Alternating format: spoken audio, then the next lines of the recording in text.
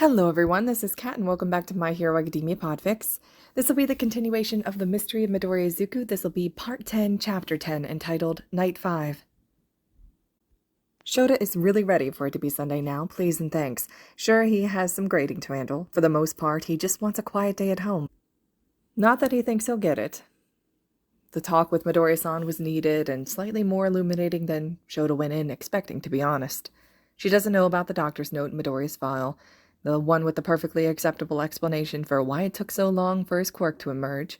Midoriya Inko did not take her son to that doctor to get the physical done. Given that Midoriya Hazashi is in America, no way he would have taken his son to the doctor either. There's no immediate family who could... And then it clicks. The way that Yagi watches Midoriya clearly favors the kid, wrote the fucking recommendation letter for him. Did he take Midoriya to the doctor, or did he get his own doctor to provide a cover story that would hold up to scrutiny? Why would he do that? What is the connection between Midoriya and All Might? Damn.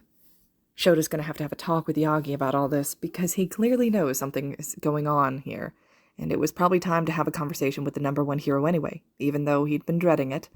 He's been putting it off in his own way. The domino effects of this week have been tripping into each other neatly. But yes, he needs to go and actually talk with Yagi about Midoriya, his quirk, and just how they know each other. Shouta digs out his phone and types out a message before collapsing bonelessly onto his couch. Bastard hops up, demanding pets and cuddles. The text is quick and blunt, asking if they could meet tomorrow at some point. Yagi responds within a couple of minutes, asking if Shouta wouldn't mind coming over to his apartment. Shouta notes the neighborhood, near Midoriya's own, but slightly upper scale. Not the ritzy sort of place that Shouta would imagine the #1 hero to be. Shouta tips his head back on the couch, petting Bastard to calm himself down. His thoughts race around in his head. Midoriya was quirkless. Midoriya is no longer quirkless. His own mother doesn't know how this happened, despite a doctor's note in the file with a perfectly logical explanation. All Might probably knows exactly what's going on, maybe even Nezu. Midoriya doesn't trust adults, because very few adults have showed him care for him to actually build that trust. He needs to get the kid into counseling. Midoriya's only had his quirk for a couple of months, but has made tremendous progress. Midoriya and All Might knew each other prior to UA. Midoriya had decided over the course of a couple of nights to trust Shouta, possibly because they have a similar bullied background. And there was something shrouded in myth and legend, told between pros of the underground, like swapping ghost stories around a campfire. The thing about living in the age of heroes and villains and quirks and shades of gray that people refuse to acknowledge is that those ghost stories have their own sort of reality as well. Long day? Hazashi asks when he comes home, and Shouta keeps his eyes closed, though Bastard abandons him in favor of winding around Hazashi's legs in greeting. Talk to the Bakugos, punished Bakugo. Talk to Nezu to make sure that Bakugo and Midoriya aren't paired for the final. Talk to Problem Child's mother. Have a meeting with All Might tomorrow about the kid. He sighs as he cracks his eyes open. I feel like I have the answer, but I just don't want to say it out loud. That fucking sucks. Deadpans Hazashi in the way that startles the laugh out of Shouta. He leans up for a kiss before telling him the good news. I did pick up some of that cake you like. Hazashi grins, bright and joyful. He always likes it when Shouta does those little things like that for him. Their relationship is not one of grand gestures, but of small, intimate ones, like a cup of tea when working or draping a blanket when they pass out on the couch. Best of husbands. You are the best of husbands, and I love you.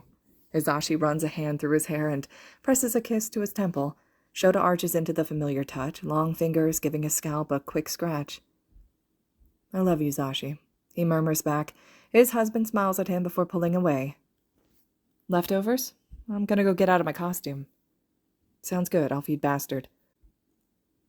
Shouta never expected to live a life of domesticity, of talking dinners and having a cat.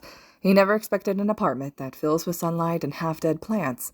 Hazashi loves plants, but has 0 green thumbs. Instead, they end up half-dead until they pick up some fresh victims, with him swearing that this time they will live. They never do. He thinks of sleeping mornings and rare instances of peace, dinners and grading and kisses between patrols. He never expected domesticity, but now that he has it, it's pretty damn nice. Shouta doesn't go on patrol that night, but he still wanted to see the problem child. He wants to see this week through, in a sense. He wants to build on what he has learned and seen throughout the day. So he grabs his capture scarf, but does not dress in his hero costume. He kisses Hazashi, promises that he won't be patrolling, and heads off to the apartment building, landing on the roof. Midoriya is sitting there when he arrives, his back against the wall near the door. green eyes looking up at the night sky. He doesn't move when Shouta lands, but continues to stare up at the night sky, thoughtfully. I always wondered about the stars, Midori says in lieu of a greeting. Shouta sits down next to him. Oh? I read somewhere that without quirks, then we probably would have been colonizing space by now or something. I got obsessed with that for a while as a kid. Watched those old Star Trek series. Kaminari does as well. We've agreed that you're Spock. I have no idea what that means. Shouta admits he likes cooking shows and nature documentaries, things not heavy after a long day of teaching and patrolling. He sees the kid's mouth twitch into a smile, but he keeps looking at the few stars that you can just make out through the light pollution of the city. It sucks that you can't really see them in the city. Mom and I aren't campers, so I've never really gotten a chance to properly see them. The planetarium's nice, though. It makes you feel less alone, or maybe more alone. I can't really tell, but it makes you and your problems feel so small. It's perspective, I guess. Shouta leans back and doesn't answer. Instead, they look upward for several minutes together in perfect silence. You can hear the rhythm of life below them, doors opening and closing, people out and about in the evening, but there was something peaceful about looking up at something so much bigger than yourself, Shouta supposes. He never really gave that much thought to the stars above, always too concerned of what was going on in his own little slice of the world. It doesn't really surprise him that Midori would think otherwise. The kid seems to carry the world on his shoulders, why not the sky as well? Mom said you ran into her today, Midori says quietly, looking over at Shouta with those dark green eyes. But I think there's something she wasn't saying. I'm good at reading between what people aren't saying. It's a skill that you develop when adults in your life are less than ideal. You read between the lines, look at the things that are unsaid, hear the subtext in their words. Shouta learned it himself. Through teacher double talk and nice smiles with cruel eyes that made his stomach turn. Still, it's a skill that had helped him in his career. He knows Midori wants to be a limelight hero, but damn, the kid would do well in the underground as well. It's a good habit to develop in the hero world. There's a lot of double talk. But I needed to talk to her about something, and I didn't want you to worry unnecessarily about it. I have a feeling that parent-teacher conferences would send the same chills that I would get. They sit side by side and look up at the stars that they can only barely see. They lapse back into silence, comfortable and still. Midori leans closer to Shouta, fiddling with the cuff of his All Might hoodie, green hair flopping into his eyes. Did your parents believe them? He whispers into the dark of the night. No, they didn't. People look at Shouta and assume that his childhood was lacking in some way, but he had parents that loved him. His mother, his father, and his uncle Haruto, who was also in a relationship with his parents, but this was before Japan legalized polyamorous unions. The three of them finally married when Shouta was 19. They traveled the world in the twilight honeymoon years, seeing all that they could see, doing all that they could do. Twice a month there's a video call, and the rest of the time there are check-ins via text message and email. Shouta, believe it or not, has a great relationship with all three of his parents. So yeah, it wasn't them that failed Shouta. They were always in his corner. No, it was the whole social interaction and the school thing that failed him. Shouta hated worrying them, but inevitably, when his mother, father, or uncle Haruto were called in, they always took Shouta's side. You stood up for someone who needed it, his mother said, taking him for ice cream after promising the principal that Shouta would be punished with a sunshine-bright smile. You did what we taught you, his father assured, ruffling his hair after coldly tearing down a teacher. You saw someone in trouble and you moved. You're a problem child. Uncle Haruto wasn't someone who would beat around the bush, but his voice was kind. But the world needs that sort of problem child that you are, kiddo. Never, he tells his student. But I always worried about what would break the camel's back, so to speak. Midoriya huffs at that. Yeah, I worry about that too. It was hard for her, having a quirkless kid. It was hard for them as well, having a kid with a power like Erasure. Shouta can only imagine the whispers that problem child would be dogged with growing up quirkless. Would you like to come in, Sensei? Shouta blinks, not expecting that request, but he sees a quiet determination in Midoriya's eyes. If he wants to go in from the roof in the light pollution, then that's his prerogative, really. These conversations are all about the kid's comfort. Sounds good. The Midoriya apartment still looks just as warm and inviting as it did the previous night, though Shouta also doesn't have dried blood matted in his hair or a worried student. He takes a moment to look around a bit more. The locked shelf on top of Problem Child's desk, Shouta thinks must be where he keeps his analysis work. He'll have to ask the kid about it. Normally they don't get into analysis until the start of second year, but if Midori has the talent for it, then it should be encouraged. But there are other things to worry about over that right now. Aizawa-sensei. Midoriya's voice calls from deeper in the apartment. I have something for you as well. That startles Shouta, who pads forward curiously into the living area. The television is on again, a documentary about the Mexican hero La Bruja Roja playing softly in the background. It strikes him again how passionate Midoriya is about heroes. Not just Japanese heroes, but heroes from all over the world. It's rare to see still. Do you know La Bruja Roja? She's so interesting, isn't she? The way she uses a defensive quirk in so many fascinating ways, it's absolutely astounding. He hears his problem child chatter from the kitchen. Never met her before, but 13 has through rescue work. He turns as the kid pads out of the kitchen. Midoriya grins awkwardly at him, thrusting a tin of hot cocoa toward him. For you and Yamada-sensei, I picked up some today after class with Todoroki-kun. Speaking of Todoroki, Shouta has to make sure that things are all right with the new seating chart. Shouta takes the tin. Hizashi will definitely love the hot cocoa, something sweet for the pair of them to enjoy. How's the new seating arrangement working for you? A blush paints itself across the boy's cheeks. His fingers flutter unconsciously to his lips for a moment before he snaps it down, remembering he's there. Ah, so Todoroki or Midoriya made a move. Shouta remembers feeling that way once as well, particularly when Hizashi paid him any attention. Good. He tied my tie for me today. Mom doesn't know how, and Dad's just as bad as I am, he admits, which definitely clears up something Shota's wondered from time to time.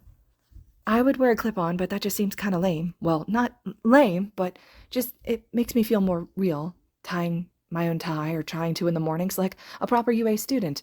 But it's nice. Anyway, Todoroki-kun and I got along well. We, understand each other in some ways. And didn't that simple sentence leave a lot of things for Shouta to unpack? He's noticed concerning things about Todoroki, his refusal to use his fire until Midoriya broke himself to reach out to him during that sports festival, how he tracks all the adults in the room, the exhaustion that seems to have him sleeping through homeroom most days as well, the way he protects Midoriya if he feels needed, like he understands being afraid of another person. Shouta doesn't like Endeavor, but based on Todoroki's behavior, the dislike is now outright hate. He hopes any goodwill that he has with Midoriya can be used in order to get Todoroki to actually talk with him. He doesn't know if he can take Endeavor down, of course, but damn if Shouta wouldn't try. Because sooner or later, All Might won't be there anymore, and a world with Endeavor as the number one and the symbol of peace is a world that's begging to be toppled by villains. But Shota's not thinking about that now. He pushes that aside because there's one major issue that Shouta can handle at a time. Instead, he sits down at the table looking at his problem child. Did your mom tell you what we talked about? He asks instead, holding the tin of cocoa in his hands. Midoriya slumps into his chair, playing with his fingers thoughtfully. She forwarded the email you sent her, he confesses. I knew something big was going on when you suspended Kacchan. I can't believe that. It was surprising to hear that he got suspended, Sensei. Bakugo was never told that his behavior was unacceptable, Shouta says. And I'm not a person who's delicate about such things. More importantly, he doesn't need a delicate touch either. Bakugo needed a serious kick in the ass, problem child. He needed something on the line in a big way. Hopefully it'll make him swim rather than sink. But the ball's in his court now, not yours. He looks at the fluffy head of green curls, Midoriya sighs, sounding wearier than his 15 years. Eventually he meets Shota's eyes. We used to be friends. That part's not a lie. Our moms were friends in high school and, well, we were put together as babies. Kacchan was so much more than me. Always the leader, always braver, I guess. People were just drawn to him. Even before quirks started coming in, I think I put the other kids off. I guess I just had that way about me. Anyway, Kacchan got his quirk and I didn't, and it bothered him because I still wanted to be a hero. Shouta watches as Midoriya pulls his sweatshirt's cuffs over his hands, but he doesn't dare interrupt. He knows that the kid needs to get all this out of his system, so to speak. And I kept on trailing after him because, well, Kacchan had markings of being a great hero. Bakugo, on the other hand, Midoriya grimaces a little. I know it sounds weird, that they're the same person, but he really was great when we were little. And I know that he's still in there, in him, and I hope that he gets out. But I was never going to be the one to shatter his dreams for a multitude of reasons, and now I feel guilty, I guess. Why? Because maybe I could have found someone who believed me sooner or later, or would have taken me seriously, and... I'm going to stop you there, problem child, Shouta says, resting his hand on Midoriya's shoulder. What happened with Bakugo, it's not on you, kid. It never was. It sounds like every adult in your life, except your parents and All Might, were terrible to you. It's not on you to fix someone. Because you were a kid, and you deserve protection. Someone else's bad behavior is not on you or your fault, Midoriya. It's not up to you to fix someone. They have to want to fix it themselves. Midoriya stares at him with wide eyes, tears gathering at the corners. He laughs suddenly, a choking noise that sounds more like choking sobs. "You keep doing this, Sensei," he whispers helplessly. Shouta blinks, pulling back his hand from his student's shoulder. "What?" "You keep being someone that I never really got before. Adults don't do this because I..." The kid pauses, biting his lip. "It's nice, I guess. Adults always had a hard time understanding me, or, well, most of the time thought that I wasn't worth understanding. No one wants to understand someone quirkless, after all." No one wants to understand someone different. The more things change, Shouta supposes, the more things like hate and bigotry stay the same. Makes him want to punch a wall, but he doesn't. Midoriya needs him right now. UA's bullying policy is one of the strictest in the country. Of course, there is some leeway, as with most policies, Shouta says carefully. "I'm sure you know the theories about how certain quirks can influence a personality. I feel like that's a convenient excuse rather than actual science for people's bad behavior." He pauses for a moment, feeling Midoriya's eyes on him. But Nezu, he picks teachers who know what it's like to be an outcast at some point in their life. We all know what it's like to be judged based on our quirk rather than on our merits. We've all been told that we were weak or villainous or unsuited or 1,000 other bullshit things about how we were unfit to be heroes. None of us ever want to see another kid in that situation, but we can't do anything unless we see it or are told. Shouta meets Midoriya's green eyes for a moment, and the kid meets his head-on, entranced. It's hard to ask you to trust every teacher when you've never had a reason to before. I'm just thrilled that you want to trust me, but trust me when I say that if you go to the others for help, then they'll give it to you, freely and without question. Not because that's what a hero would do, but because that's what a decent human being should do. But you also... I can't keep doing this blind, kid. Midoriya hums thoughtfully. The two sit in silence for a long while, with the documentary playing softly in the background. Shouta can feel his problem child's sharp and analytical gaze on him. "Do you have a question, Midoriya?" Midoriya turns those dark green eyes on him. For a moment he sees a spark of green lightning crackling through them. Shouta thinks of galaxies and nebulas and secrets untold. He thinks of Midoriya-san, eyes filled with tears, how she shouldn't have to be grateful that someone gives a damn for this kid. A kid who will give Shouta more gray hairs than he probably could count before he hits 35. "You've been looking into me, I think." He may have given away just a hair too much, Shouta thinks, but Midoriya's clever and quick. He sees 2 and 2 and comes up with 4. "I have," he agrees, if only because he doesn't want to lie about this. "With the intention to make sure that you and Bakugo aren't paired during your finals. It doesn't give anything away. UA finals always emphasize teamwork and group work early on, even if it was originally against robots.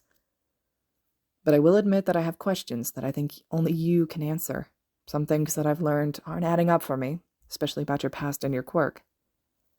Midoriya doesn't dissolve into the nervous wreck that Shota's expecting, but the problem child is funny like that.